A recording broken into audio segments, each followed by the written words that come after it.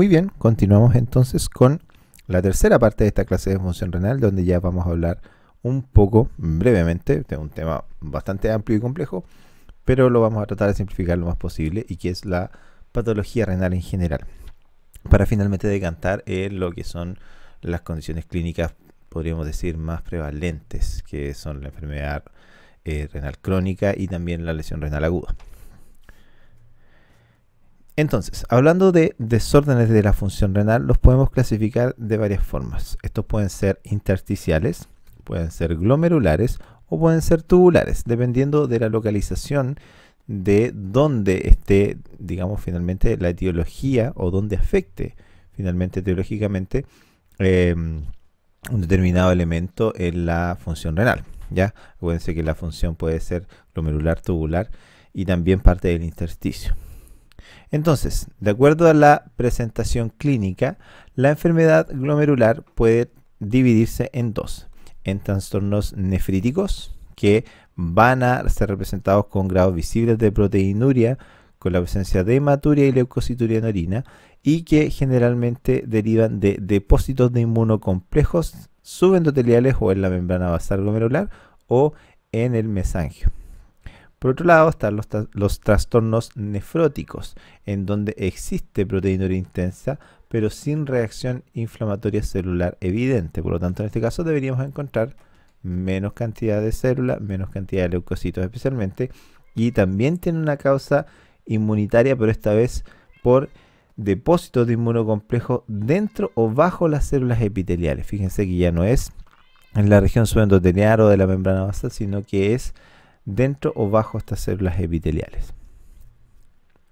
Los mecanismos de la enfermedad glomerular están derivados principalmente de si tienen algún componente inflamatorio o no inflamatorio. ¿Ya?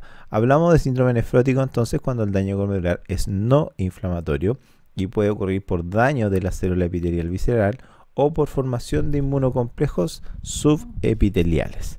Por otra parte, el síndrome nefrótico, que está caracterizado por el daño glomerular inflamatorio, se puede deber a formación de complejos inmunes subendoteliales, anticuerpos antimembrana basal y anticuerpos anticitoplasma de los neutrófilos. Aquí tenemos una representación, ¿no es cierto?, de un glomérulo, es un corte transversal. Fíjense que cada uno de estos son los capilares glomerulares. Esto que está fuera es la cápsula de Bowman, ¿no es cierto?, el espacio, digamos, que está fuera de la región glomerular, podríamos decir, y en cada uno de estos capilares, ya finalmente un glomérulo es una red de capilares que está rodeada por células, ya en este caso son las células, los podocitos, ¿sí? Estos podocitos, fíjense que abrazan, podríamos decir, a los capilares como si tuvieran tentáculos. Aquí hay una representación un poquito diferente de lo que es un podocito.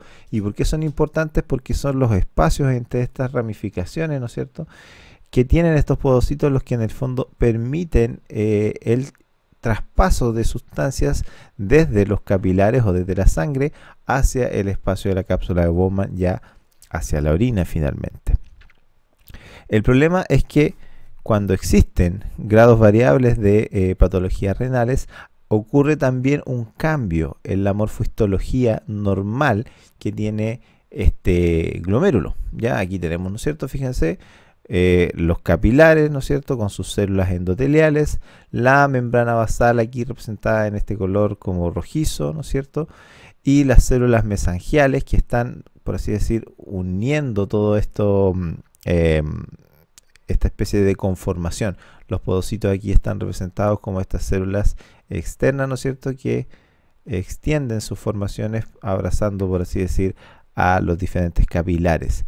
Cuando tenemos una glomerulonefritis, fíjense que aparece una hipercelularidad en la región mesangial, ¿sí?, obstruyendo o disminuyendo el lumen, el calibre de los capilares glomerulares, e incluso pudiendo llegar a su oclusión total. Ya, además de esto, existe una mayor infiltración de células polimorfonucleares, y también existe fusión de los procesos de estas células, de estos podocitos, ¿sí? Lo cual implica que la superficie de intercambio se reduzca o se altere de alguna u otra forma, ¿sí? Además de eso, vamos a ver que obviamente aquí el flujo celular o el flujo sanguíneo va a ser disminuido, y al desaparecer esta, digamos, conformación normal que tienen los podocitos con respecto a los capilares, se puede producir el traspaso de células sanguíneas desde el endotelio hacia el exterior de la cápsula de Bowman, situación que no debería ocurrir en un riñón normal. ¿Ya? Así es como aparecen principalmente glóbulos rojos, pero también leucocitos en la orina, finalmente, en los pacientes que tienen glomerulonefritis. Fíjense, ahí están los ensanchamientos de la zona mesangial y el estrechamiento de los capilares. Entonces, tenemos que estos desórdenes glomerulares, ¿y por qué hablamos de desorden? No hablamos de enfermedad ni de síndrome, porque van a ser condiciones que pueden estar representadas como diferentes tipos de enfermedades o síndromes. ¿Ya? Los síndromes glomerulares nefrítico y nefrótico pueden expresarse de varias formas, ¿sí? Se le da esta diferenciación de nefrítico y nefrótico en el precepto de el tipo de etiología, si es inflamatoria o no inflamatoria, ¿ya? Pero pueden estar presentes en patologías como la enfermedad renal crónica, la lesión renal aguda, o incluso pueden ser desencadenantes de esas condiciones. Ya, yo sé que es un poco complejo de entender la clasificación, pero aquí estamos hablando de desórdenes, y por eso lo pongo con un asterisco aquí, de desórdenes en general. ¿Ya? No estoy hablando todavía de síndromes ni de enfermedades propiamente tales. ¿Ya? Hablando del síndrome nefrítico, va a tener un componente obviamente inmunológico que va a estar representado como el depósito de complejos inmunes, ya sea inmunoglobulinas, complemento o inmunocomplejos, ¿sí? Esto va a conllevar el reclutamiento de células inmunes en el sitio de los glomérulos, ¿no es cierto?, de los capilares glomerulares, generando daño capilar y también daño a la membrana basal, con finalmente generando estos grados visibles de proteinuria con aumento de la celularidad presente en la orina. O sea, aumentan los leucocitos y los eritrocitos que están presentes en la orina. Por otro lado, el síndrome nefrótico tiene causas principalmente no inmunológicas, con etiología diversa. Puede ser causada por químicos, por drogas, se puede observar también en algunos casos de diabetes mellitus o en la amiloidosis. Esto genera un aumento en la permeabilidad capilar glomerular, generando proteinuria intensa, pero sin reacción inflamatoria celular que pueda evidenciarse, por ejemplo, a través de un examen de orina completo o del sedimento urinario, yendo más al detalle. La glomerulonefritis se va a definir como un proceso inflamatorio estéril que afecta al glomérulo. ¿Qué quiere decir estéril? Que en este caso no hay un intermediario infeccioso que genere un cuadro inflamatorio derivado de ese cuadro infeccioso, ¿sí? ¿Qué vamos a observar? Principalmente tres elementos que son determinantes y que los vamos a observar en el examen de orina completo. ¿Ya? El primero es la aparición de proteínas que van a verse también reflejadas como cilindros urinarios, proteínas en el examen químico, cilindros urinarios en el examen microscópico, y la presencia de sangre que está presente tanto en el examen químico como también en el examen de sedimento urinario, ¿ya? Y puede presentarse esta glomerulonefritis bajo diferentes conceptos. Puede presentarse como un síndrome nefrótico nefrítico, como una lesión renal aguda o como una enfermedad renal crónica. La lesión renal aguda y la enfermedad renal crónica antiguamente se le llamaba insuficiencias. La insuficiencia renal aguda, insuficiencia renal crónica. Hoy en día esos conceptos ya han caído en el desuso, casi no se utilizan, se prefiere el término lesión renal aguda y enfermedad renal crónica.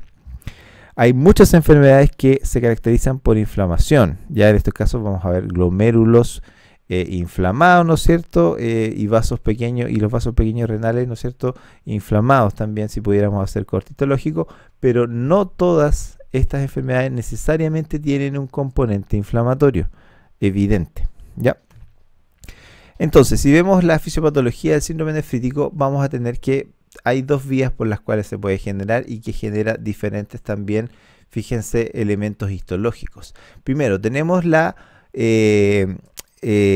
los depósitos de complejos antígeno-anticuerpo que están presentes en los complejos inmunes de la nefritis, ¿no es cierto? Y que van a tener este patrón, fíjese, un patrón muy marcado donde se observa cada una de estas cositas azules, de esos puntitos que se ven, son precisamente células inflamatorias, ¿ya?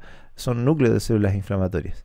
En el caso de que haya autoanticuerpos, se habla de una nefritis de Masugi, ¿ya? Fíjense que aquí el patrón es mucho más difícil, más difuso, perdón. Tenemos una celularidad que es mucho más pareja, no tan, digamos, derivada de células inflamatorias.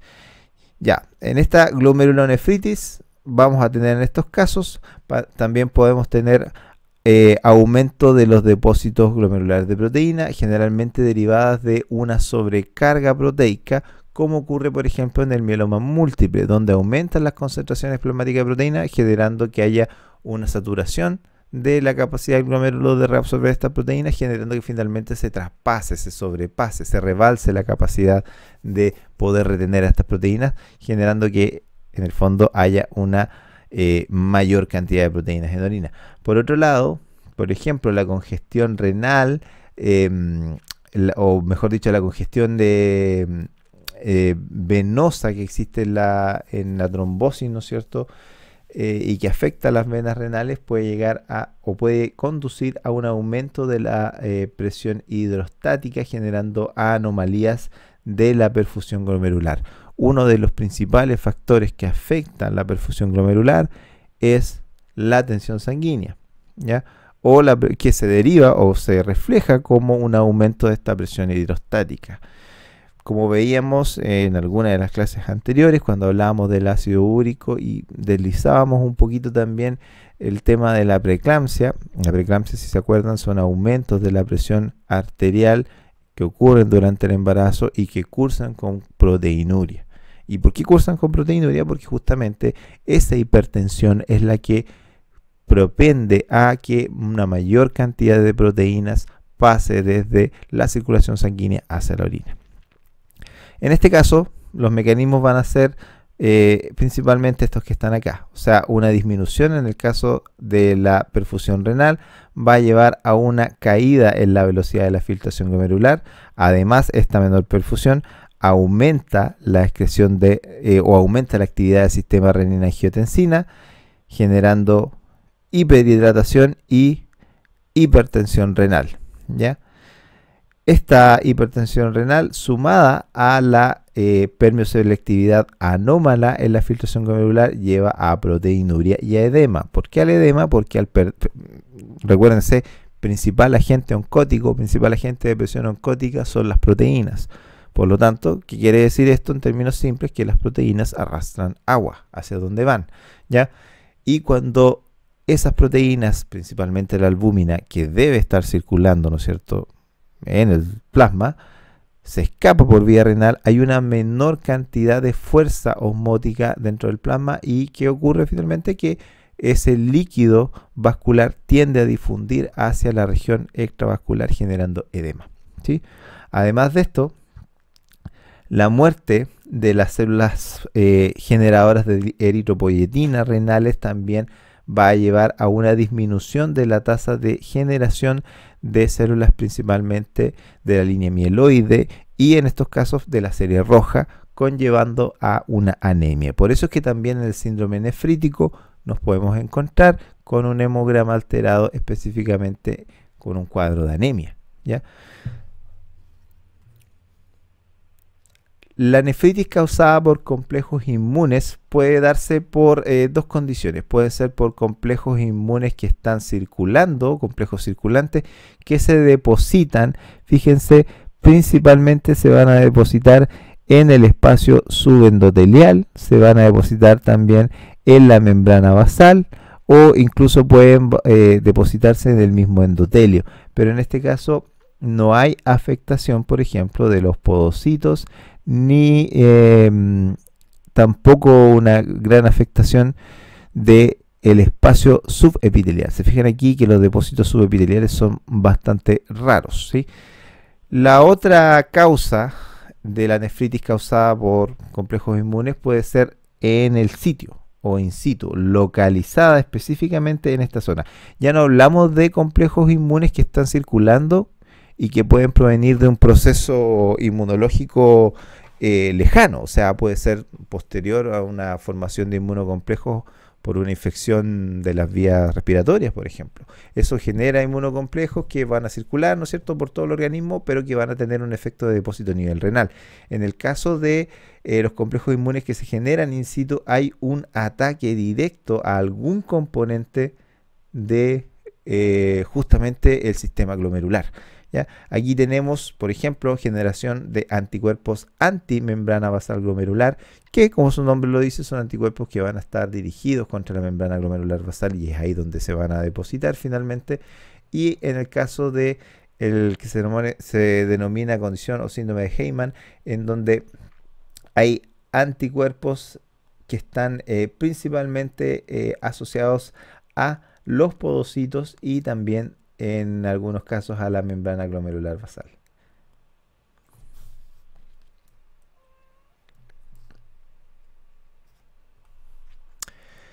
Vamos a tener entonces que la inmunopatología glomerular a veces va a desarrollarse de activación del complemento intraglomerularmente por activación de la vía clásica del complemento. Entonces hablamos de complejos inmunes relacionados a complemento y también de la vía alternativa, y en ese caso hablamos de independiente de complejos inmunes. Ya el primer caso era relacionado a inmunocomplejos y el segundo caso es independiente de inmunocomplejos, dependiendo si se active la vía clásica o alternativa en ese orden, ¿no es cierto?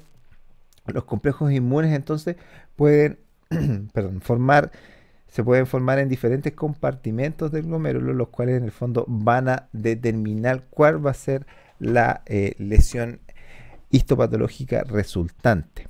¿Sí? Por ejemplo, tenemos en el caso aquí de los depósitos de C3, se van a depositar principalmente a nivel de el mesangio, ¿no es cierto? ¿Sí? Aquí está en esto de verdecito. Pueden ser asintomáticas con proteinuria microscópica, con proteinuria y microhematuria microscópica, y además se puede presentar también un ataque, digamos, directo contra el mesangio, generando depósitos de inmunocomplejos en el mesangio, produciendo injuria de las células mesangiales, proteinuria asintomática con microhematuria también, y se da en casos de nefropatía IgA y en casos de nefritis lúpica de clase 1 y 2, derivada del lupus eritematoso sistémico. Puede haber también depósitos de complejos inmunes lineares que se determinan, que van a estar determinados contra la membrana glomerular basal, ¿ya? Podemos tener complejos inmunes con depósito subepitelial, como su nombre lo dice, van a estar debajo de la parte epitelial, ¿sí? Complejos inmunes depositados también subendotelialmente. Perdón, aquí hablábamos de los subepiteliales, aquí me equivoqué, aquí son los subepiteliales, aquí los subendoteliales, estos van a estar debajo del epitelio, estos debajo de la zona, fíjense, aquí entre la membrana glomerular basal y las células endoteliales, por eso se habla de subendoteliales, ¿sí? La otra, la que era subepitelial, está entre la membrana glomerular basal y los podocitos, ¿ya? Haciendo la aclaración. En este caso podemos también encontrar injuria celular endotelial con enfermedad renal crónica, proteinuria y hematuria, y también se puede ver nefritis lúpica ya más avanzada, clase 3 y 4. Y tenemos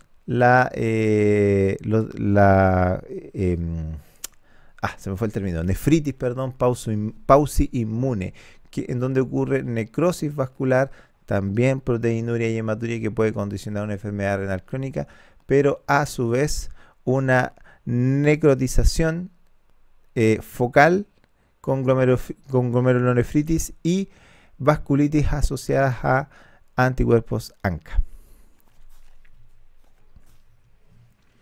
Entonces, la glomerulonefritis puede ser clasificada en base a cómo es su proceso de evolución, en aguda, que indica una lesión glomerular que sobreviene en un plazo de días o semanas con generalmente un buen pronóstico. Tenemos la subaguda o rápidamente progresiva, que ya ocurre no en días, sino que es una cuestión de semanas y que involucra una caída de la función renal que también va a ser detectable, por así decirlo, como una caída de la velocidad de filtración glomerular. Y también tenemos la glomerulonefritis crónica, que ya está en un periodo de meses o años. Podemos también clasificarlas dentro de lo que son las agudas como las infecciosas y no infecciosas. Antiguamente se le llamaba bacterianas o no bacterianas, creo, algo así, pero hoy en día se habla con esta terminología. Y dentro de las glomerulonefritis rápidamente progresivas pueden estar dadas por anticuerpos antimembrana basal glomerular, por inmunocomplejos o incluso sin presencia de cuerpos inmunes, o sea, inmunonegativa. La glomerulonefritis post-streptocócica de forma aguda, ¿ya? ¿Por qué es post-streptocócica? Principalmente porque está asociada a cepas de estreptococos del grupo A, ¿sí? Que contienen la proteína M en la pared celular. Dentro de lo que son estas infecciones generalmente respiratorias asociadas a Streptococcus es donde más se van a producir estos grados de glomerulonefritis secundaria a esta infección. Por eso es que se le da el término post-streptocócica. Sin embargo, esto también ha ido cambiando. Se sugiere hoy en día hablar de glomerulonefritis post-infecciosas, dentro de las cuales la post-streptocócica es una de ellas, ¿ya? Pero todavía se van a encontrar con muchos textos, muchos autores en donde se les llama en general a las infecciosas glomerulonefritis post-streptocócica porque tienen el mayor grado de prevalencia e incidencia. Estos estreptococos entonces forman complejos inmunes con sus correspondientes anticuerpos circulantes y se producen depósitos de estos inmunocomplejos en las membranas glomerulares, generando un cuadro clínico asociado con fiebre, edema, fatiga, hipertensión, hematuria y oliguria en grado variable. Ya la oliguria va a ser la disminución de la excreción o de la orina que finalmente se va a excretar. En este caso vamos a encontrarnos con un análisis de orina completo que tiene varias características. El primero es la proteinuria, la oliguria o incluso llegando a la anuria. ¿Qué quiere decir esto? La oliguria es la disminución de la cantidad de orina que se excreta, la anuria es la ausencia total de la producción de orina, ¿sí? Vamos a encontrarnos con cilindros que pueden ser principalmente cilindros hialinos o también cilindros de glóbulos rojos derivados de el aumento de la proteína y también el mayor traspaso de células rojas de eritrocitos a través de los espacios glomerulares derivados también de la deformación de los podocitos y de la alteración completa de la histología y la morfología celular a nivel del glomérulo. También glóbulos rojos dismórficos por la misma causa. Ya glóbulos rojos dismórficos quieren decir que no van a tener la forma que debería tener un glóbulo rojo. Aquí tenemos un glóbulo rojo que se acerca a lo normal. Esto está tomado de un sedimento urinario. Aquí tenemos varios glóbulos rojos crenados. Ya aquí tenemos incluso alguno que parece ser una porción de un glóbulo rojo que está destruido. Por eso hablamos en general de glóbulos rojos dismórficos. O sea que tienen formas variables dentro de un contexto del análisis de sedimento urinario. También, como les decía, nos vamos a encontrar con cilindros hialinos. En caso de que la cantidad de glóbulos rojos sea moderada, vamos a encontrar cilindros hialinos en el caso de que los glóbulos rojos estén en alta cantidad, principalmente cilindros de glóbulos rojos o cilindros eritrocitarios, como también se les llama. Cilindros granulares también, estos pueden estar derivados ya de un menor flujo ya de orina de los túbulos, o sea, una ralentización del flujo, o también derivados en algunos casos de otras condiciones asociadas y la presencia también de leucocitos. A medida que va bajando la toxicidad, el uroanálisis también va retornando a lo normal, ¿sí? En este caso, el nitrógeno ureico aumenta en fase aguda y retorna a los valores normales cuando la toxicidad, como se dice, va disminuyendo. Ahora, la presencia de la antistreptolicina O confirma el origen estreptocócico en este caso. ¿Qué es la antistreptolicina O? es una molécula finalmente que está presente en el estreptococo, y lo que se hace en el laboratorio es que se realizan títulos de la antistreptolicina O para proveer evidencia de que efectivamente existe un origen estreptocócico en algún momento, ¿ya? Porque hay muchos casos donde, por ejemplo, ocurre una infección respiratoria por estreptococos que remite, o sea, es tratada y remite de forma completa, y a los pocos días o semanas después comienzan a aparecer los síntomas de la glomerulonefritis derivada de los complejos inmunes que todavía siguen en circulación y que se depositan a nivel glomerular. La glomerulonefritis rápidamente progresiva o extracapilar es más grave y tiene un peor pronóstico, puede conducir al fallo renal y se genera por depósitos de complejos inmunes o como complicaciones a otras fórmulas de glomerulonefritis o otros desórdenes sistémicos como el lupus, ¿ya? Existen 4 tipos, que está dada por anticuerpos antimembrana basal glomerular, por depósitos de complejos inmunes, con ausencia de depósitos inmunes, que se denomina pausa inmune, y asociada a anticuerpos antimembrana basal glomerular y ANCA. Producción también de formaciones en forma de media luna que contienen los macrófagos, fibroblastos y fibrina polimerizada, causando daño permanente a los capilares glomerulares. Por eso que se denomina rápidamente progresiva y tiene un mal pronóstico, porque esos capilares no pueden recuperarse. El urinálisis va a mostrarse similar a la glomerulonefritis aguda, pero se vuelve más severa con una proteinuria más marcada, y aquí ya comienza a verse disminuciones en la velocidad de filtración glomerular. Algunas formas también muestran mayores cantidades de productos de degradación de fibrina, crioglobulinas y depósitos de inmunocomplejos de IgA directamente en el glomérulo.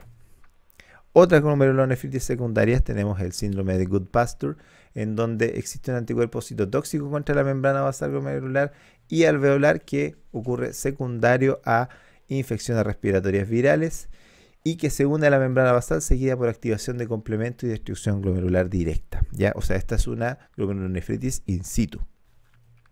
La granumerulomatosis de Wegener, ocurre inflamación granulomatosa de los pequeños vasos sanguíneos, principalmente a nivel del riñón y el sistema respiratorio, con aparición de anticuerpos ANCA en el suero del paciente. Además presentan estos pacientes síntomas pulmonares primero y después desarrollan la afección renal.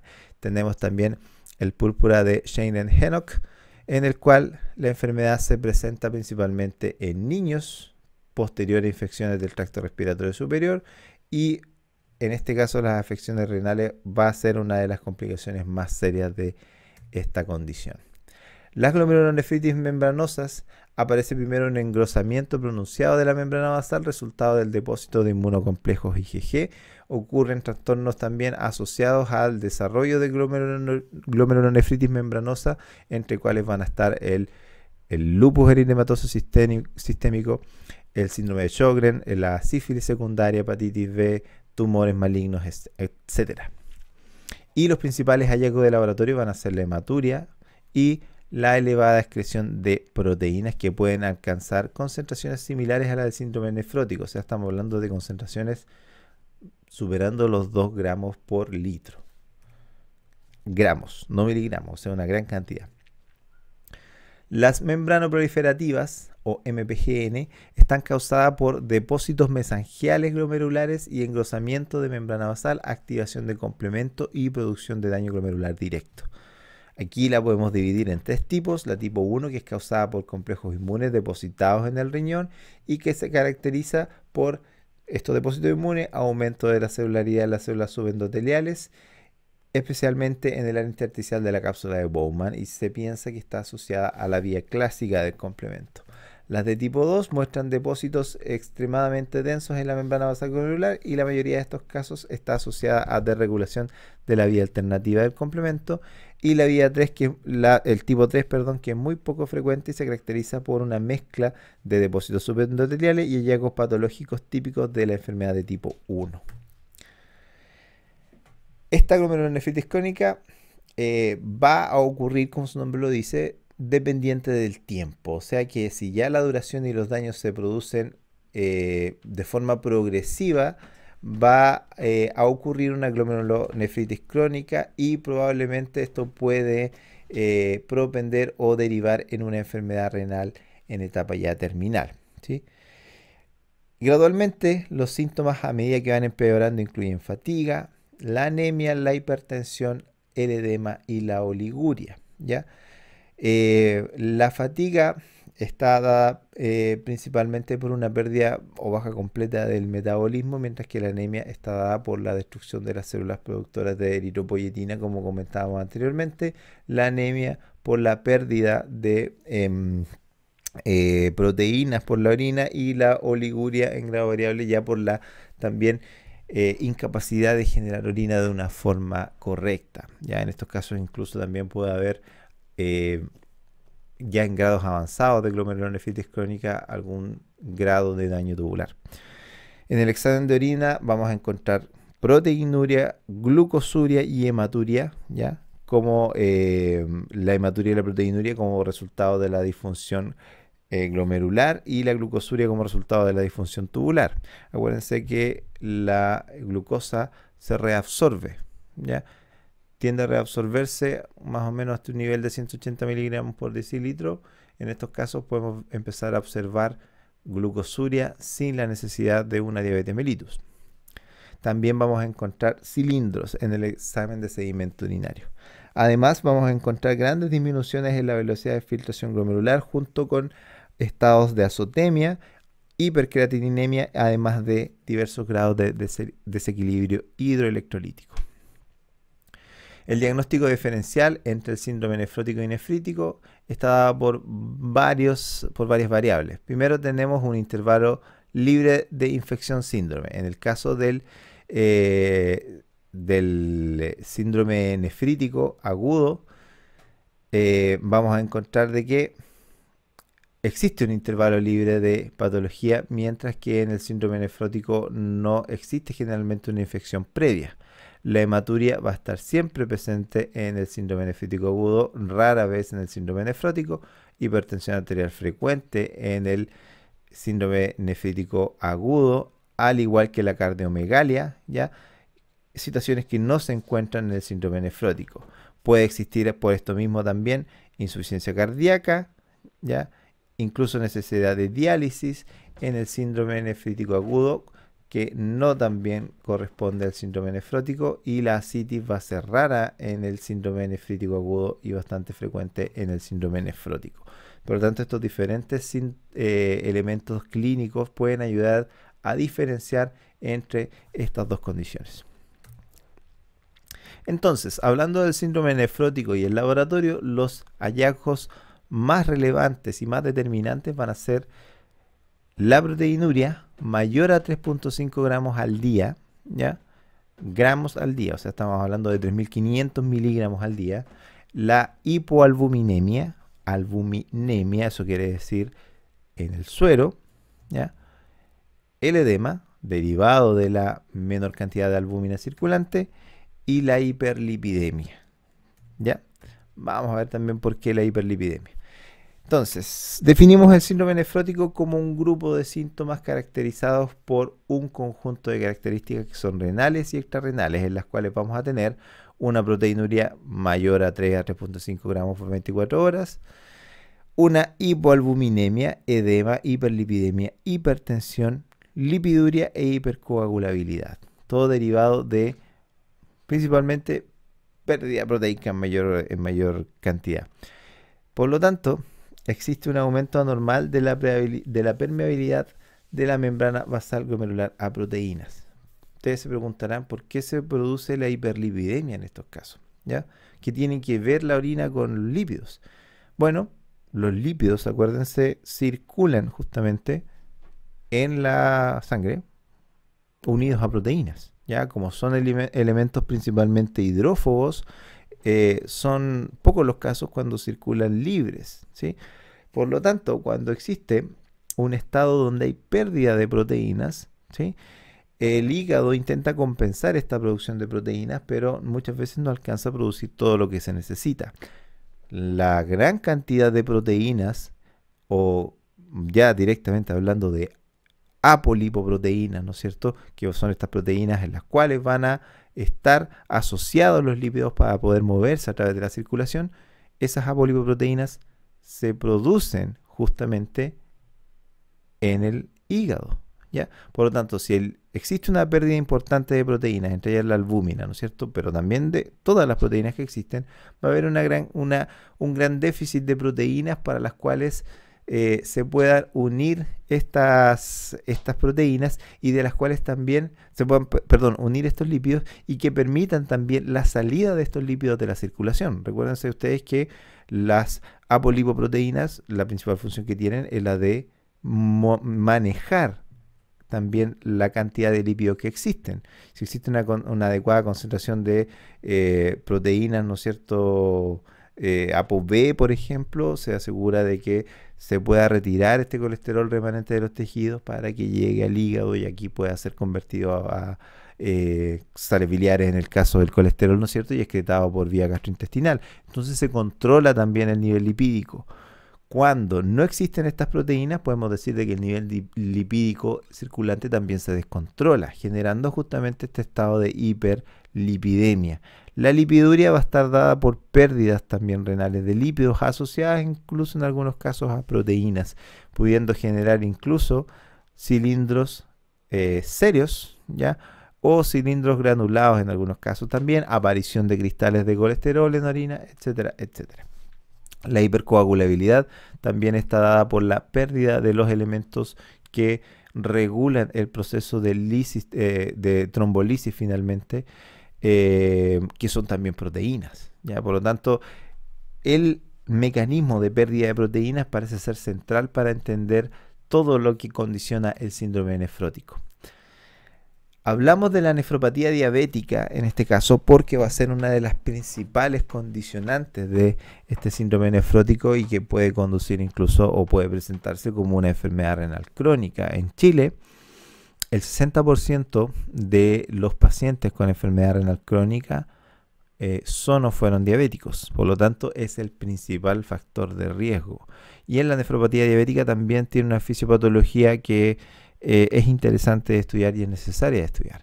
Aquí vamos a tener un incremento en la permeabilidad capilar glomerular que nos va a conducir a una proteinuria bastante importante, generando hipogamaglobulinemia, o sea, pérdida de gamma globulinas.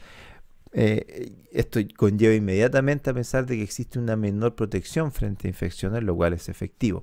Tenemos una hipoalbuminemia, ¿no es cierto?, que más allá también de generar desbalances en cómo se transportan los elementos que son transportados normalmente por la albúmina, también conduce o predispone a la formación de edemas, ¿no es cierto? Y también tenemos la pérdida de la antitrombina 3 importante en los procesos de resolución de la coagulación. Entonces, como decía, la hipogamaglobulinemia nos va a dar susceptibilidad a infecciones, la hipoalbuminemia, edema, incremento de la síntesis proteica que lleva a la hiperlipidemia finalmente, y la pérdida de antitrombina 3 a la hipercoagulabilidad. Entonces ahí están un poco explicados los mecanismos que mencionábamos anteriormente. La proteinuria, ¿ya? La proteinuria es una condición que se da cuando se superan los valores normales de excreción de proteína. Una persona normal puede excretar una cantidad menor a 100 miligramos al día. Eso es como lo que se considera normal. Ya cuando se supera eso, hablamos de una proteinuria. Hay un nivel específico que lo vamos a comentar más adelante. De estas proteínas que se pierden, normalmente el 40% es albúmina, el 20% son globulinas de bajo peso molecular y el resto son otras proteínas de origen tubular y del tracto urinario. Decíamos que normalmente 100 miligramos por decilitro se considera dentro de lo normal, pero el límite clínico, el límite de decisión clínica para determinar finalmente una proteinuria es de 150 miligramos por decilitro 150 miligramos al día, ¿ya? O sea, un valor mayor a 150 miligramos por día, ya hablamos de una proteinuria. En algunas circunstancias, este examen, la proteinuria, se va a asociar más al control que al diagnóstico, pero esto tiene unas ciertas notas al pie, podríamos decir, ya que por ejemplo, la proteinuria va a ser bastante usada, de hecho es la forma más común de evaluar la existencia de hipertensión durante el embarazo, hipertensión que puede llevar a una preeclampsia, ¿no es cierto? ¿Cómo? ¿Sí?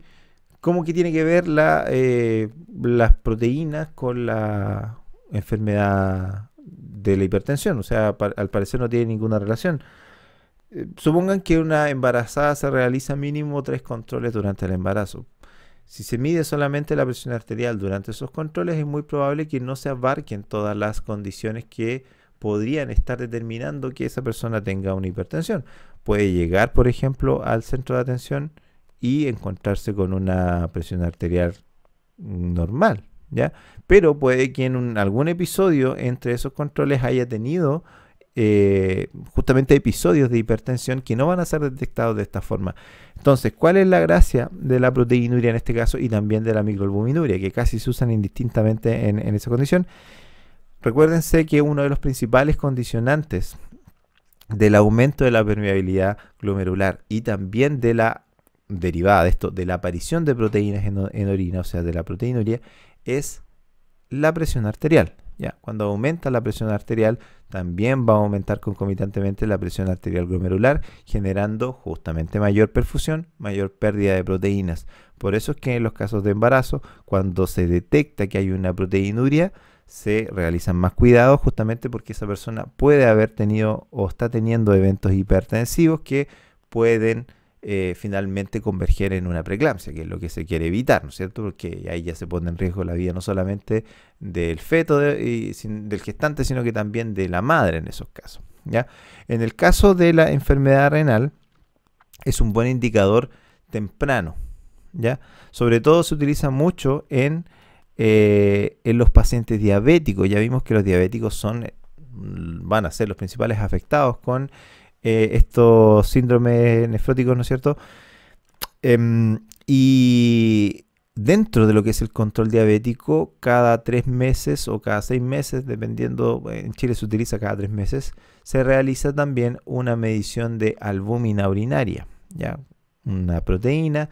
La gracia de la albúmina urinaria es que hoy en día existen métodos que no requieren de la colección de orina de 24 horas para detectar la presencia de albúmina, solamente detectarla. En este caso, lo importante es detectarla. Cuantificarlo es algo secundario, ¿ya?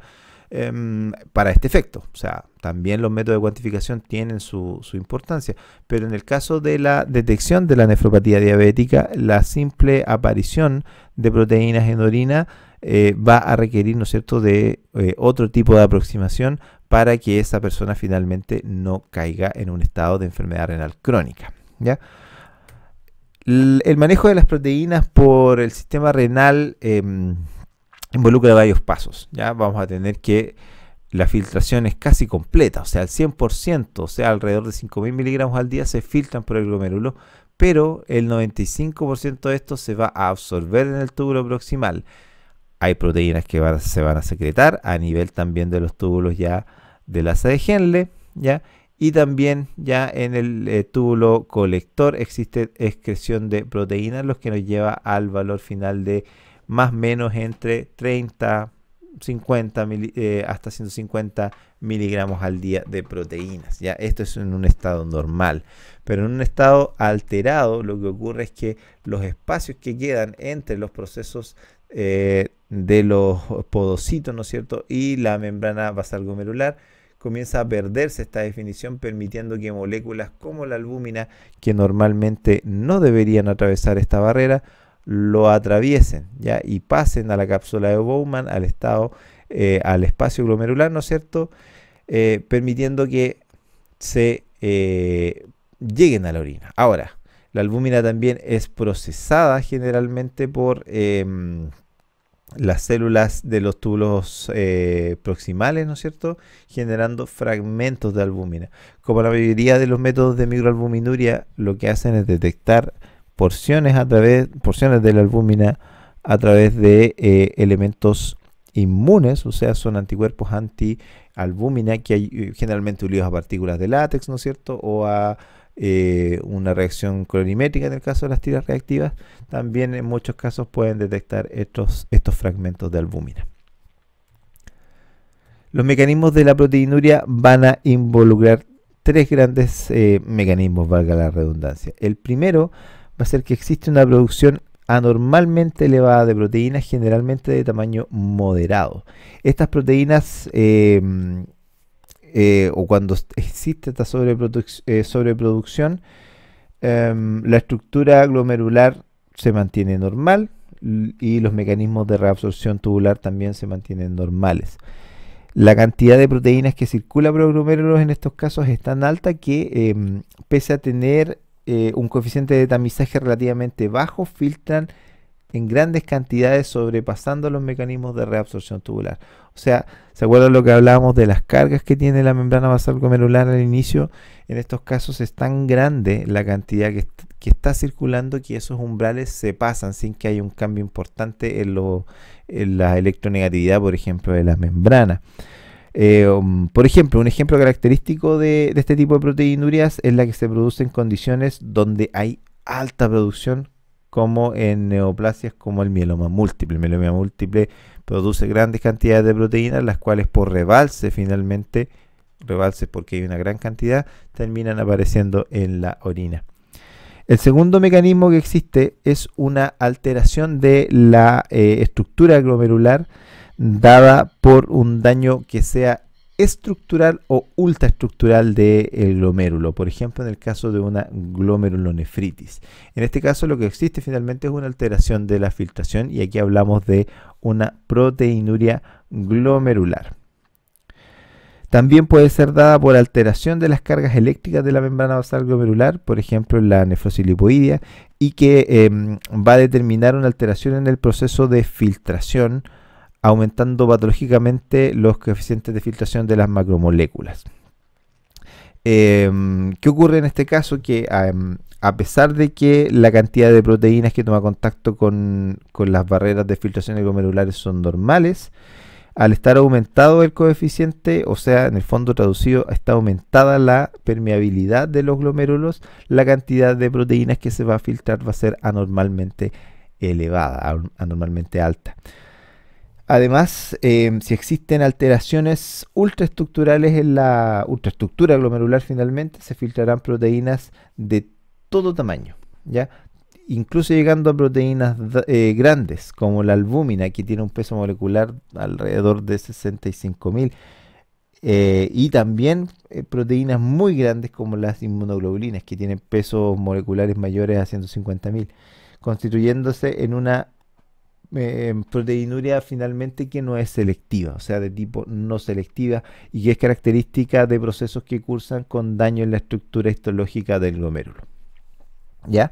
Además, cuando existe una alteración de la barrera eléctrica glomerular, pero no daño en su estructura histológica, se van a filtrar solamente proteínas grandes, como la albúmina, pero no las inmunoglobulinas. En este caso se habla de una proteinuria selectiva, ¿ya?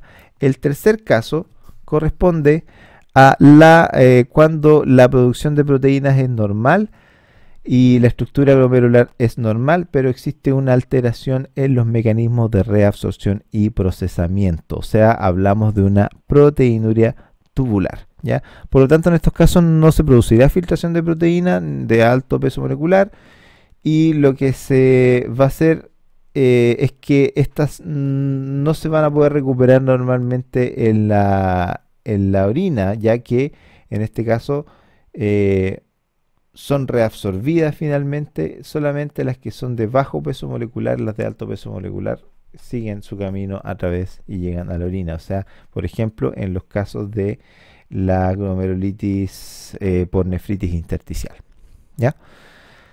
Bueno, hablamos un poco en general de las patologías renales. En el próximo video vamos a hablar de lo que son ya la lesión renal aguda y crónica. Así que dejamos este video hasta acá y nos encontramos en el siguiente.